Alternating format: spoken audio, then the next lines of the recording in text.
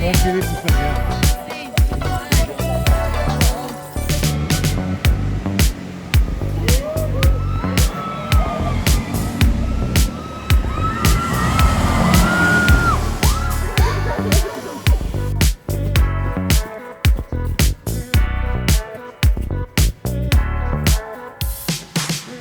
Mixed fried rice, 60,000 BND. Ito yung coffee nila na 35,000. What's this banh mi? How much? 40,000? Okay, give me one.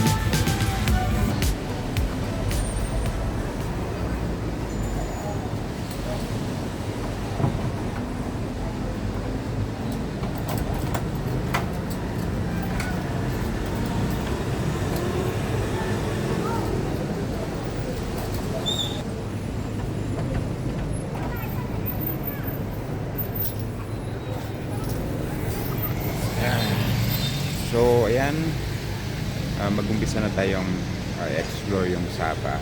So, second day natin. Punta tayo sa coffee shop dun sa Ma'am kung saan may view ng monorail.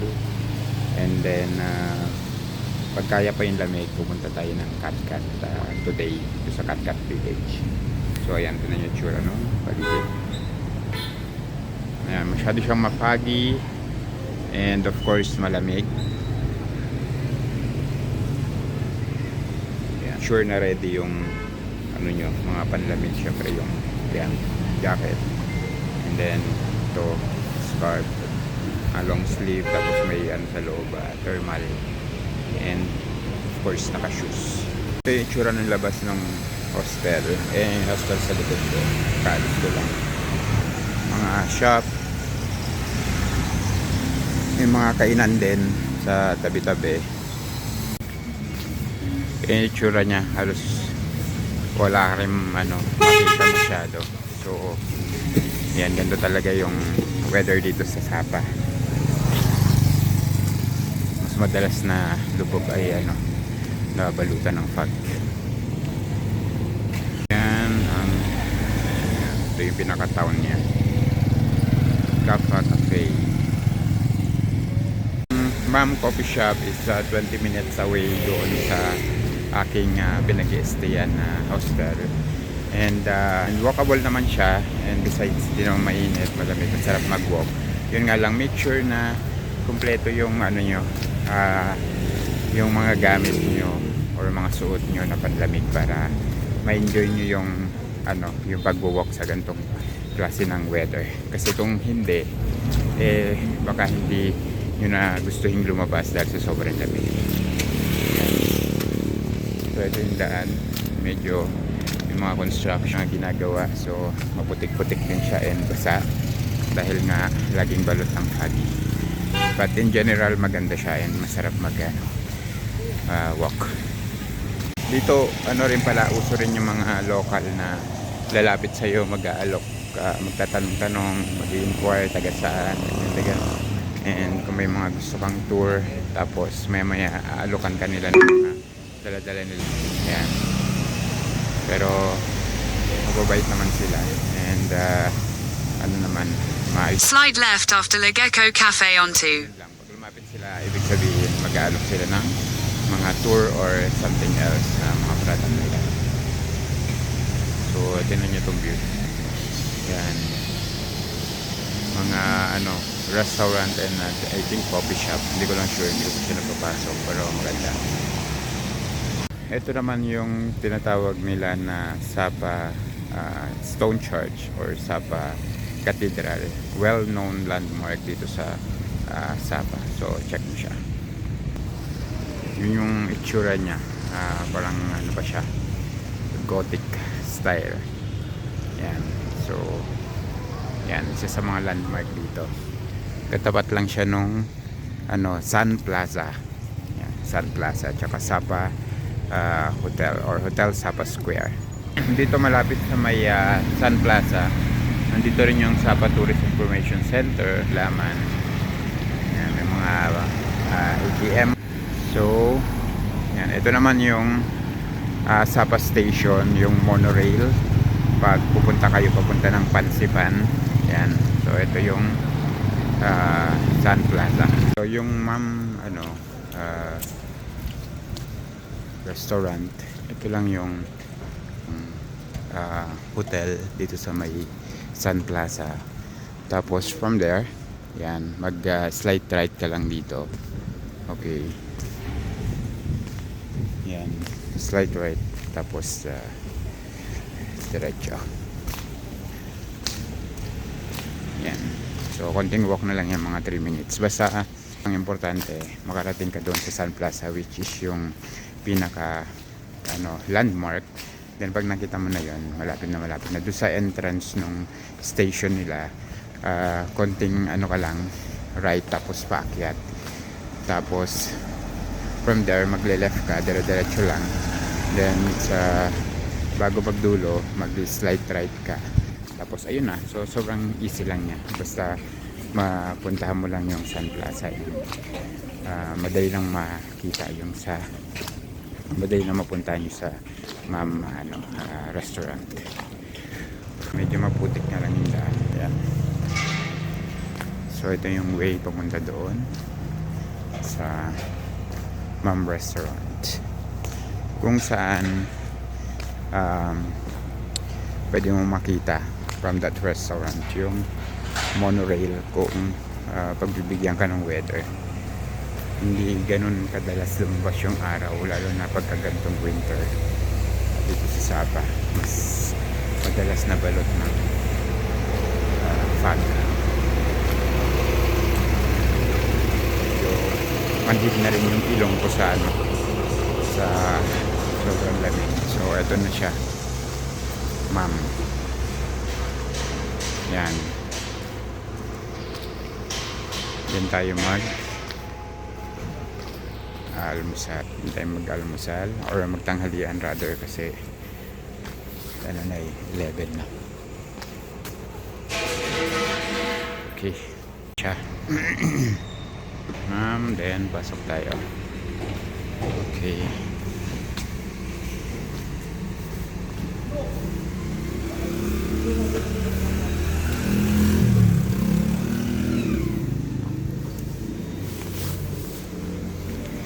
Restaurant? Other way or here? From here. Okay.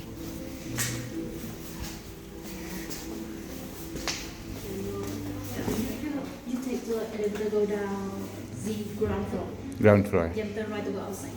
Okay. Thank you. Pasok mo ng establishment. Punta ka lang sa elevator.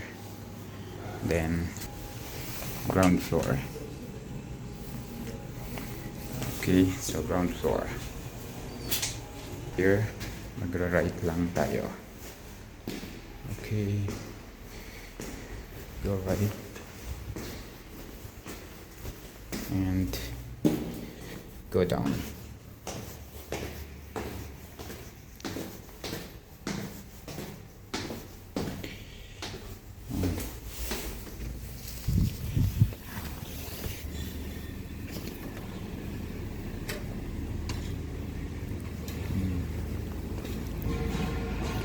So, ito na yung resto. Pwede ka rin lumakad galing doon. Pwede ka nang hindi pumasok sa establishment. And ito yung itsura niya. Kaya lang this time I think negative na makakuha ng view para sa monorail dahil zero visibility siya. So ayan, medyo negative yung view para sa monorail. Nakikita ko yung rail, kaya lang zero visibility talaga. Wala medyo malabo yung chat. Ayan siya. Siguro bukas pwede na. Okay. Anyway, punta dito. And ito yung itsura niya. Ma'am Restaurant. Meron din siya ditong hotel. So not necessary na check-in ka sa hotel nila para pagpunta dito sa or maka-witness nitong monorail. Yan, so ayan sa likod ko yung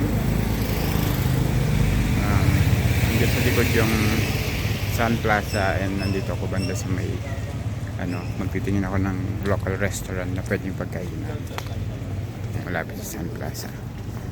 So masarap lang maglakad, and para kang I don't know, nasa Europe or something.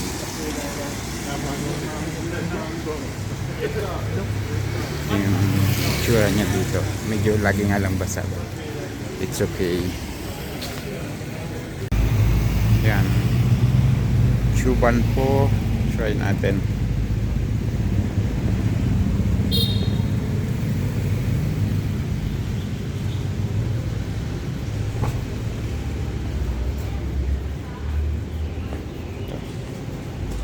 Try natin yung food nila.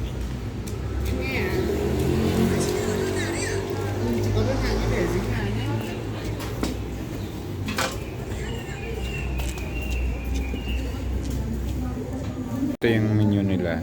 Check nyo yung mga prices. So, yan yung mixed fried rice nasa 60,000K. And then, yung coffee nila is yung milk coffee. And fried so walang fried toast stick, ito na lang poached egg. Yan, 10K. So meron silang mga pho dito, yan nasa 40K, 50K, 80. Yan yung mga prices nila. Fried rice, then meron din sila dito mga hot pot dahil sa malamig. Medyo sikat din yung mga hotpot dito. Ito yung mga prices nila, 300 to 600, depende yan.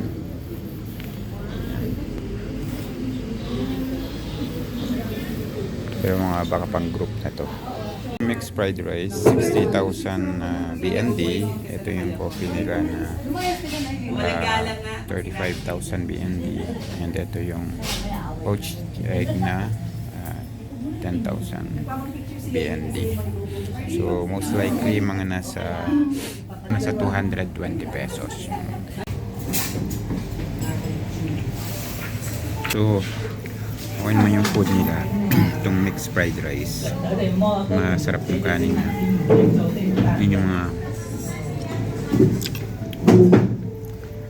ulam, yung meat na nasa tabi, masarap. Kaya lang, ewan ko kung di kami nagkain dyan dito. Binigay na kape sa akin. Siyempre ang lamig ng panahon, di ba? Binigay na coffee sa akin. Yung tubig niya, normal na tubig, so malamig. Medyo gusto pa naman sana na mainit na kape. Yun yung sabaw niya. Eto. Masarap siya. Para sa 20 pesos, 10,000. Yan. Masarap siya, malasa. So, pagka nandito kayo sa mga ibang bansa, ang itatry nyo yung mga local restaurants, local food, para tikman nyo kung ano yung pagkain nila. Yung interior ng restaurant. Ito is 105,000. Yan. 105,000 para dun sa kinain na yun. So 105,000 yung bill ko para sa kinain na yun. So since tapos na akong mag brunch, ang next destination ko naman is dun sa Katkat Village. Lalakarin ko lang siya mula dito sa may Sapa Station, Sun Plaza. So yun yung pinaka reference palagi para madali siyang hanapin. So ito yung Sapa Station, yung landmark. Yan, yung kilalang landmark talaga dito. So from here, nasa tapat ko siya, magle-left lang ako. Dire-diretso dito sa, yan, kita yung Starbucks. Dire-diretso dyan. Yan, lang yan. Based doon sa map, para mga nasa 30 minutes walk lang yata siya. Medyo walkable naman yung mga tourist spot nila. Pero na lang yung mga sobrang layo na villages. Pero to like Katkat, and then ito nga yung sa may papunta ng Pansipan. So dito lang din yung sakayan sa may Sun Plaza or Sapa Station. Ayan. So tingnan natin kung may makikita tayo kasi dapat talaga akit ako ng Pansipan ngayon. Kaya lang tinignan ko yung weather na maulan, and then tomorrow do weekend siya, mas maraming tao, kaya lang nandun yung mas okay yung weather tomorrow. So I plan to move it na lang tomorrow, or let's see if I can make it dun sa susunod na mga araw pa. Kasi ano naman ako dito parang 10 days naman ako dito sa Vietnam, and hindi ko pinifix yung schedule ko masyado para ano lang siya, para kaya ko pang ibahin yung itinerary or yung mga gusto kong puntahan, para hindi ako nadi-disappoint. For example, syempre kung yung schedule mo nakafix na for Pansipan on this day, and then bad yung weather, so pangit, parang madi-disappoint ka. Pagka open lang, ayan, magagawa mo yung mga gusto mo, and ma-reschedule mo yung mga pupuntahan mo based dun sa mas pinaka worth it or pinaka mas okay Turn right. na schedule para sa'yo. So ayan lang siya dito, turn right, sunod-sunod lang tayo sa Google. Yan, mga most likely 30 minutes walk lang naman to.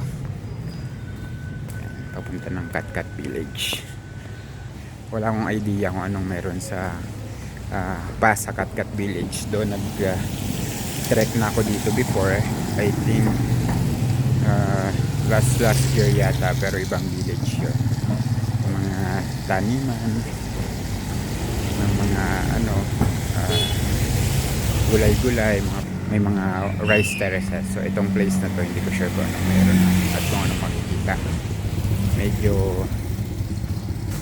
tinitinan ko lang yung mga tourist spot and yung mga suggested, pero hindi ko talaga masyado binibigyan ng attention kung anong meron doon. Later I'll just have to walk, go to Katkat. Not now, maybe later. Yeah. Let's see. Too many people later cannot see you. Yeah. Okay, thank you. Promise? I cannot promise. Maybe I'm not sure about that. Okay, later come back and buy. Yeah. Thank you. Yan, so ganun yung mga local dito, lalo na yung mga nag-aalok ng paninda nila. Yung isa gusto pang makipag yan. Medyo sila minsan.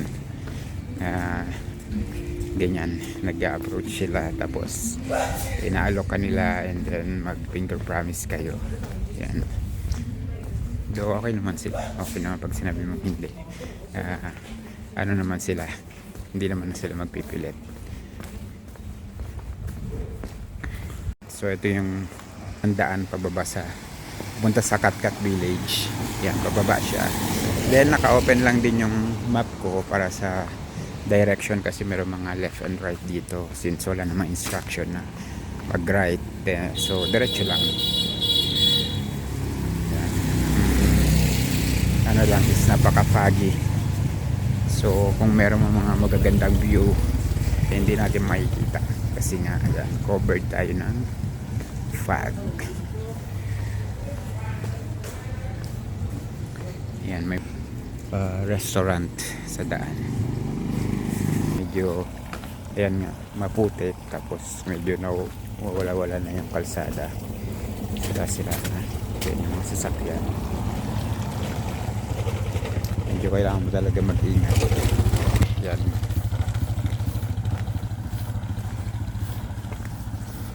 Kasabay mo sila sa kalsada. May mga malalaking sasakyan din.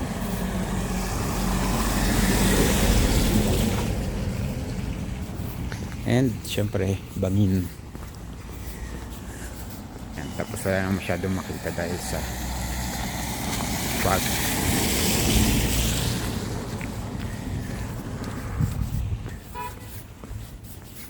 Eh, wala masyado naglalakad. Alaka dito, i-check mo rin yung ano, yung Turn left.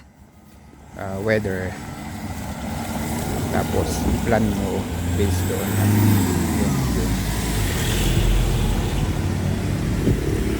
pupuntahan kasi halimbawa pumunta ka ng Pansipan tapos wala kang makikitang view, so sayang lang. Kaya better not kasi gagastos ka dun sa mga sasakyan.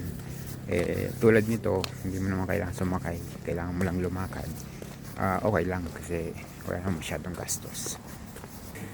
Kung gusto mong dito magstay, yan, may resort and spa. So dito tayo sa baba.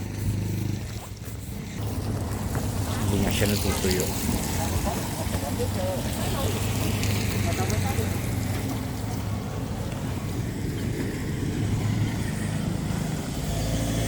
Ang sign na walking path down to Katkat.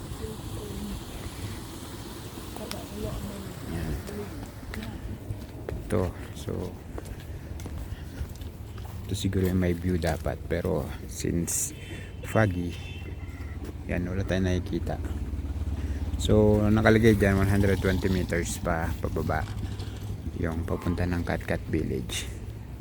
So yan, may mga nakasabay din tayong mga foreigner.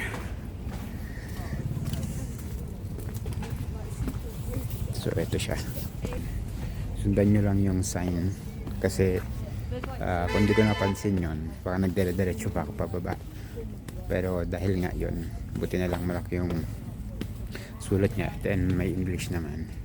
Yan ang makikita nyo yung farm, medyo visible siyang konti lang, pero kung maaraw to makikita nyo super ganda ng mga farm dito sa sa Sapa, Vietnam. Super ganda, lalo na yung mga palayan, yung mga rice terraces nila. Yung mga una ko napuntahan, napunta kasi ako dati May yata yun, so mas madalas lumitaw yung araw at yung kaya nakikita yung paligid and super nakakamangha. So ito na yung Katkat Homestay. Yan, so Katkat 70 meter, lapit na.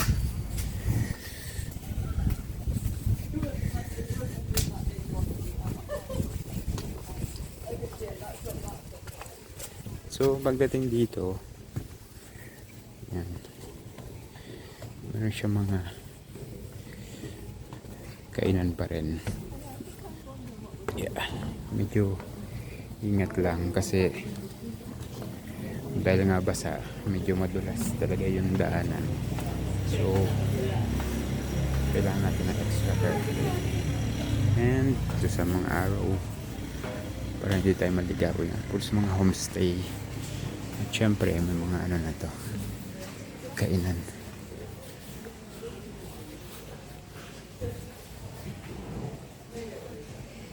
Yan,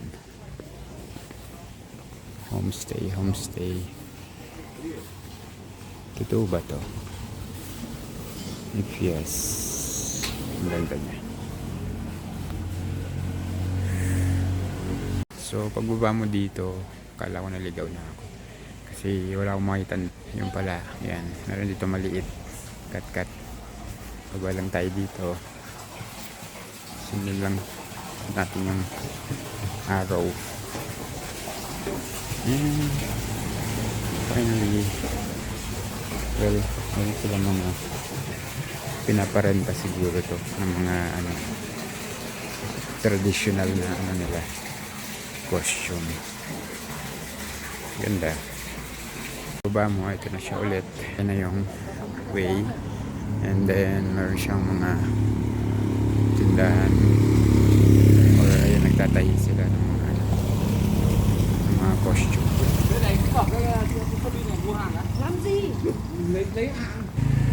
200 meter bago makarating sa Katkat Village.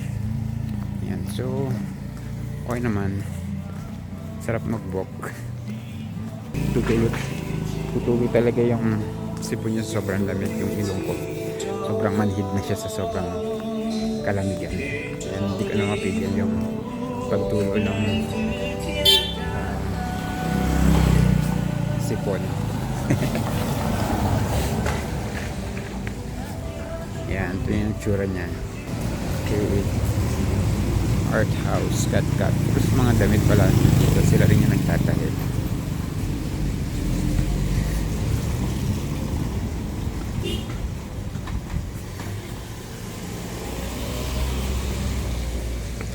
Ganda nung halaman, no? Wow. Yung map nung Kat Village. Yan. Then, meron siyang ticket. Yan. 150 BND para sa adult. And then sa bata naman is 70 BND. Okay, dito binibili yung ticket. Yan. So, Tramban Ticket Station. Okay. Timetable. Okay. 150 BND. I think may libre namang map. This free? Yeah. Okay, thank you. Okay, so ito yung map. Then doon tayo pupunta sa entrance pababa ng Kat.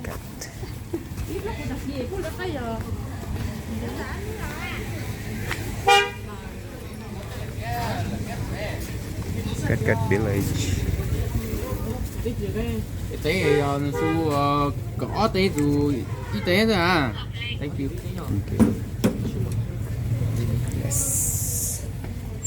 So ito na yung umpisa nung trail pababa sa Kat Village. So meron dito mga hi.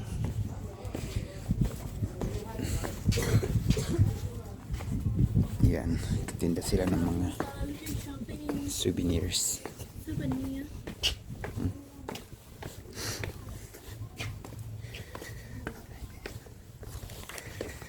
So galing tayo dito, then baba tayo. Ito yung daan, yung kulay orange. Tingnan nyo, ganda niya. Then may entrance siya na per person. Ayan.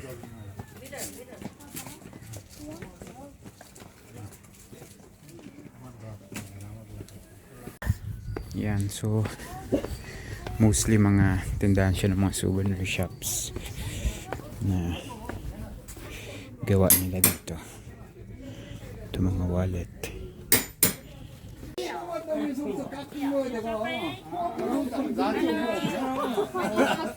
Delikado na to, kaka. Umpisa ko pa lang ng trek.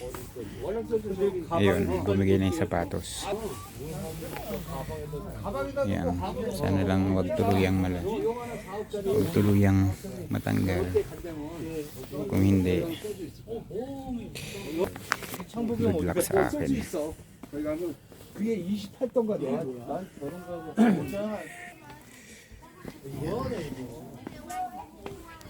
So, dandahan lang ang maglakad. Ito yung mga tinda. Souvenirs.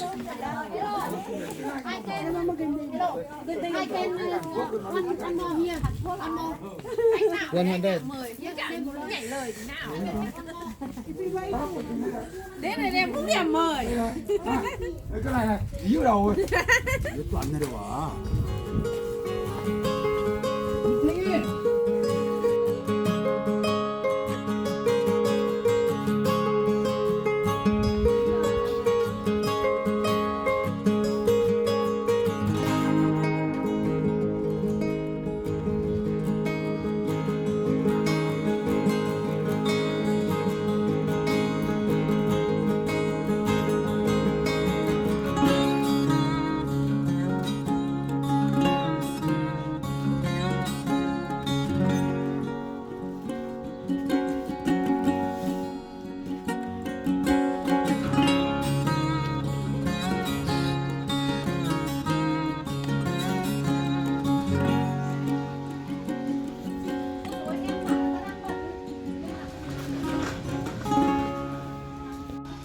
Asian Garden.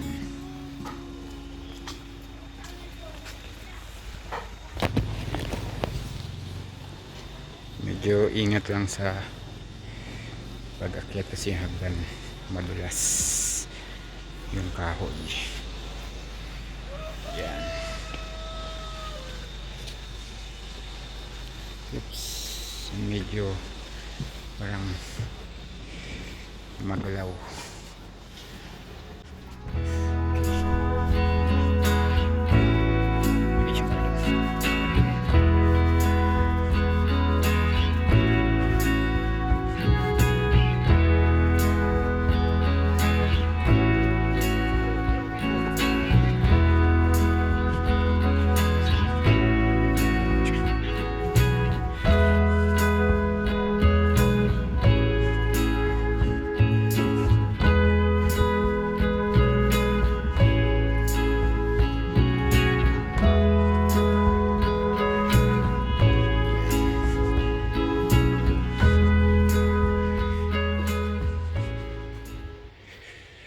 Parang nasa fantasy world. Ayan, medyo ano lang, ingat lang sa paglalakad kasi yung daan,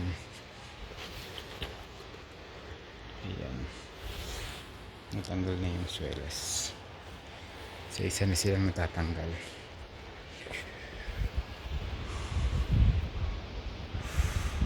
Ayan. Ano tayo sa may bandang flower garden. So ito yung tsura niya.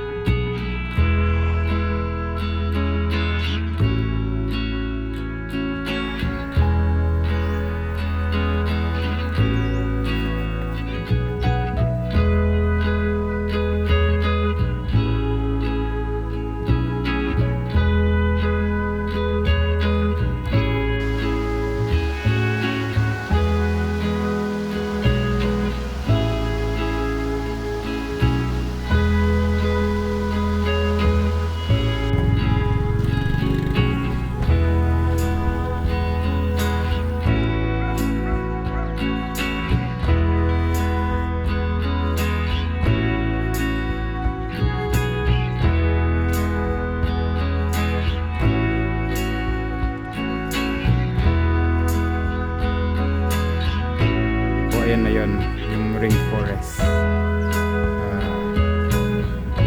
ko medyo malaki yung pala. Naman siya. Nakabilog lang na bamboo. Hindi ko siya kumakap.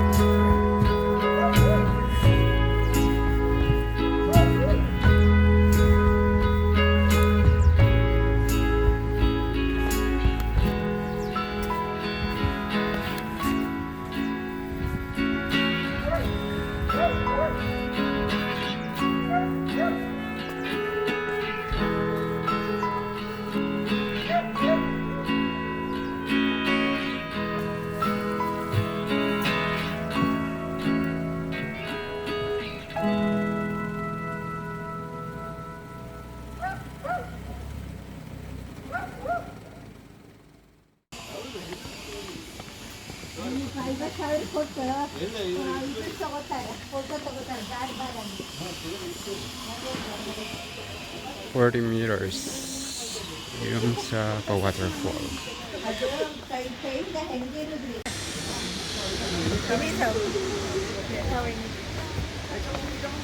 ಕಷ್ಟ ಇದೆ ರೀ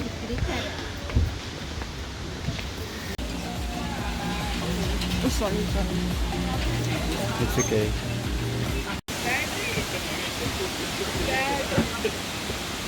So ito yung tinatawag naman nila na lab bridge. Yan.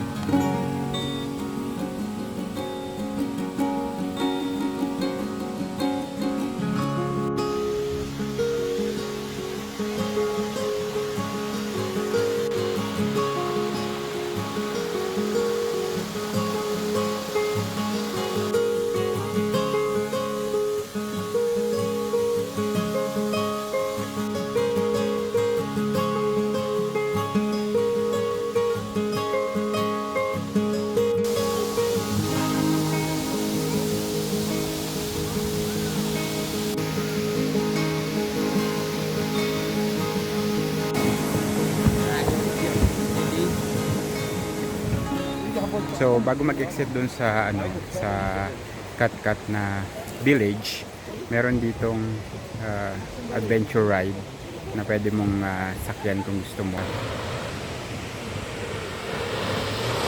So, ayun siya. Yan. Yung bayad dyan, yung entrance fee is 40,000 BND kung sasakay ka lang. Pero kung gusto mo mag-avail ng drone shot, mag-a-add ka ng 100,000 BND. So, ang total nun with drone shot is more or less mga 300 pesos. Pag hindi naman is 40 BND lang, siguro more or less 100 pesos lang.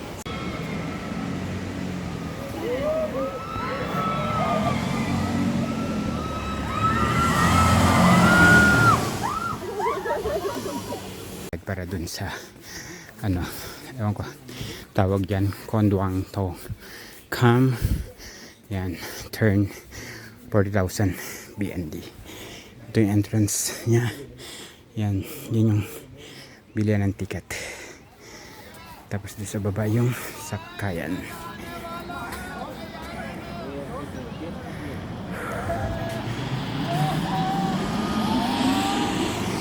Yun, saya. Well, hindi ko ina-expect yung feelings sa pagsakay doon, pero honestly ang sarap niyang ulit-ulitin.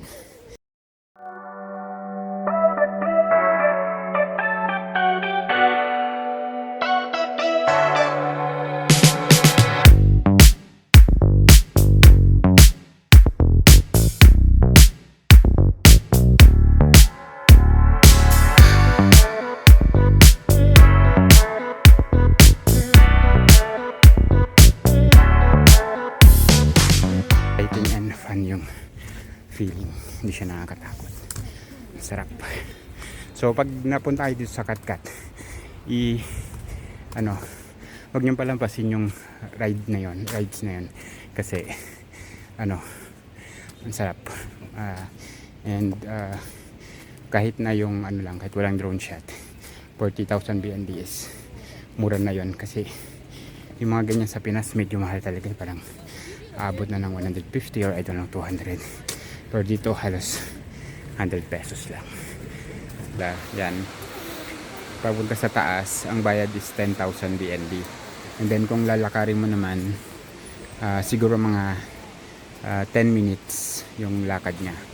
Maaga pa naman, lalakarin ko na lang din siya paakyat.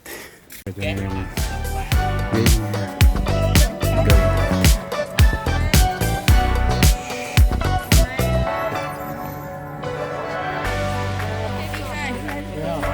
Philippe Italia.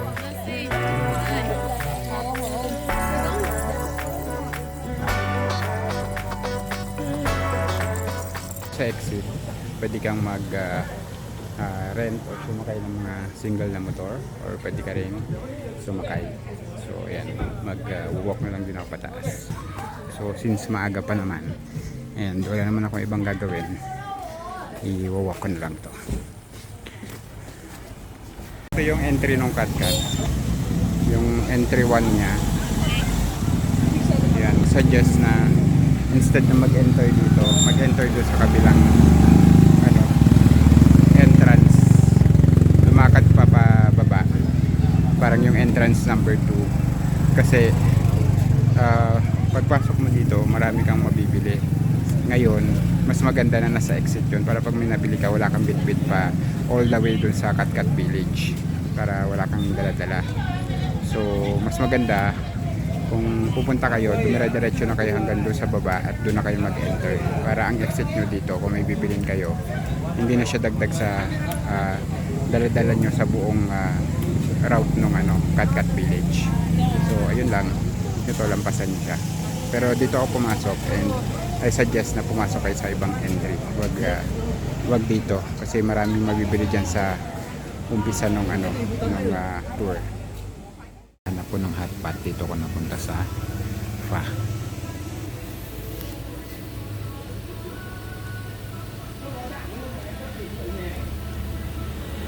Yan.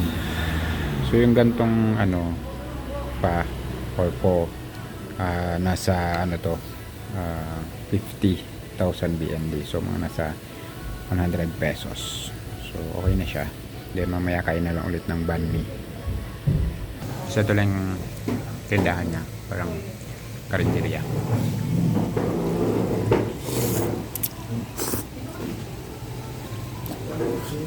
Market dito sa may Sapa, sa may harap lang nung pinag-stayan ko na hostel.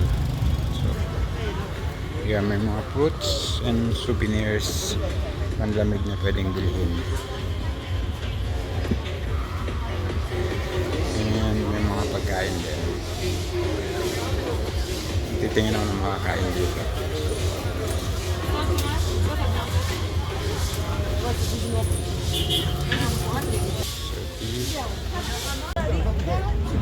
Nhớ tí cái này đấy nhá.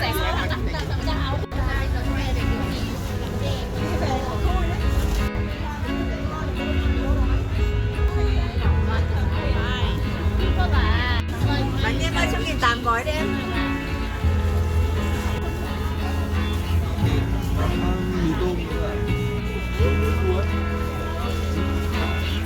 Ăn mì tôm bún. Ngon lắm.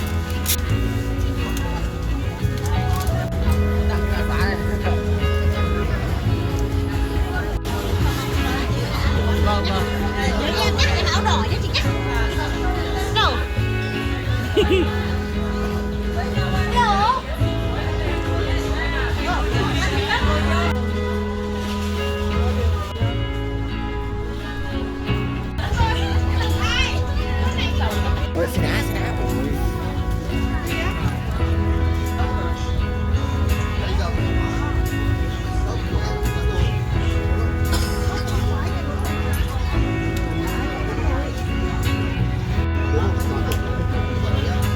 Về đây. Chị ơi, cho con gì làm quà đi. Yeah. How much? 30? So yung kamote 30.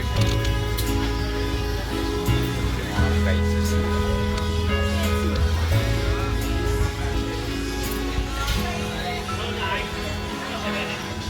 So isang stick 20k, 30k.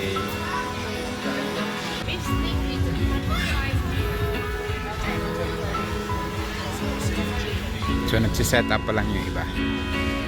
Kaka-umpisa lang yata niya. Sapa Market. Sapa.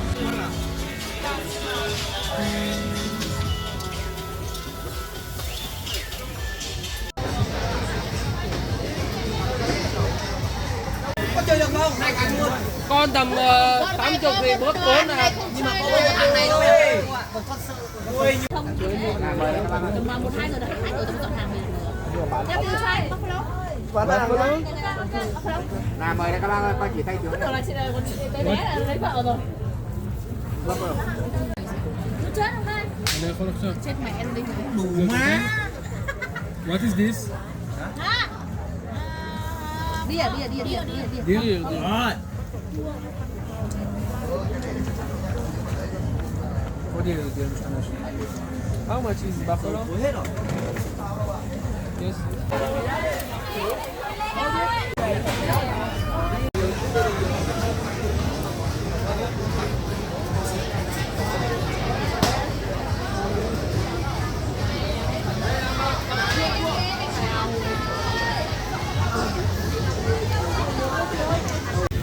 What's this banh mi?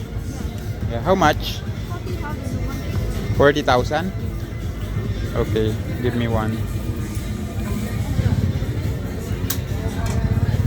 Yan, so order tayo ng banh mi dito. Katapos ko lang kumain nung pa. Pero mamaya ko na ito kakainin gabi kasi hindi na ako lalabas, malamig. One piece yan. Yeah, with egg.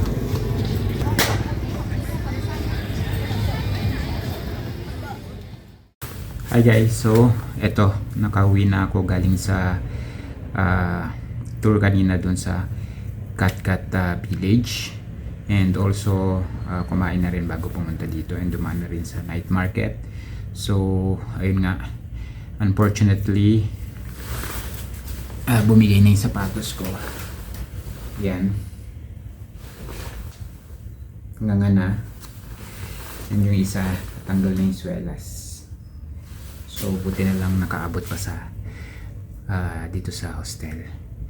Dahil kanina pa yun sa cut-cut. Imagine parang umpisa pa lang nung cut-cut na trekking or walking. Unti-unti na siyang natatanggal yung mga swelas niya. So anyway, matagal na rin naman to, like 10 years na yata ginamit ko pa to sa Nepal, dun sa bundok ng Magyat na Mardi Himal. And wala na, retire. So yan for today. So mga susunod na araw baka Crocs na lang yung gamitin ko. Siguro sana kaya naman yung gamit. And okay naman yung cut-cut. Super sulit nung experience tsaka nung paglalakad doon. Maganda siya, and I highly recommend na kung pumunta kayo ng Sapa, pumunta kayo sa cut-cut. Yung entrance fee niya is 150 Vietnamese dong. So siguro mga 300 plus din yun. Ano na yun kung i-convert natin sa peso, pero okay naman, sulit naman siya. So ayun lang muna, and then magpe-prepare na ako, maliligo na ako. Sobrang lamig pero kailangan maligo kasi ang daming nilakad kanina. And yun, rest na muna. Tingnan ko na lang bukas kung makapunta ako sa saan na ba yung next schedule, Pansipan. Kung okay yung magiging weather, siguro itutuloy ko. Otherwise baka maglakad na lang ulit ako dito. So ayan yan guys, and update ko na lang ulit yung mga susunod ko pang pag-explore dito sa Sapa, Vietnam. Yan, thank you.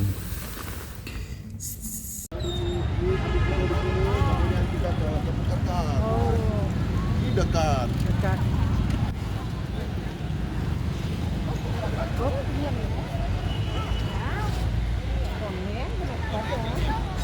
Nakikita na rin yung Sun Plaza.